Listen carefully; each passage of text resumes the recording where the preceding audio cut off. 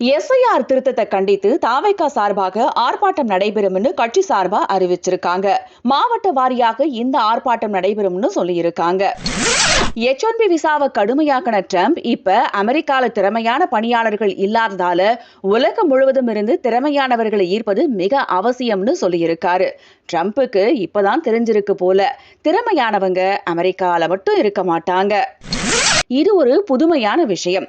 Roller கோஸ்டர்ல சவாரி செஞ்சா 5 mm சைஸ்ல இருக்கிற கிட்னி கற்கள் தானாகவே வெளியேறுவதா ஒரு ஆய்வுல கண்டுபிடிச்சிருக்காங்க. 2016ல மிச்சிகன் ஸ்டேட் யூனிவர்சிட்டி நடத்தின ஒரு ஆய்வுல தான் இதை உறுதிப்படுத்தி இருக்காங்க. இது எந்த அளவுக்கு உறுதிப்படுத்தி இருக்காங்கன்னு தெரியாது. கிட்னில இருக்கிற கல் போகுதோ இல்லையோ, உயிர் போகாம பாத்துக்கோங்க. ஒரு விவாகரத்து வழக்குல பொருளாதார ரீதியா நல்லா இருக்கிறவங்களுக்கு ஜீவனாம்சம் வழங்கப்படாதுன்னு நீதிமன்றம் சொல்லியிருக்கு. ஜீவனாம்சம் என்பது சமூக நீதிக்கான கருவிதானே தவிர செல்வம் சேர்ப்பதற்கான வழி அல்ல அப்படின்னு நீதிமன்றம் சொல்லியிருக்கு. டெல்லியில் இருக்கிற தாஜ்மஹாலோ பிரான்ஸ்ல இருக்கிற ஐஃபில் டவரோ நம்ம ஊர்ல செட்டு போட்டு கண்காட்சி போட்டா கூட்டம் கூடத்தான் செய்யும். ஆனா அதெல்லாம் வெறும் அட்டை. அதற்கு அஸ்திவாரமோ கொள்கையோ கிடையாது.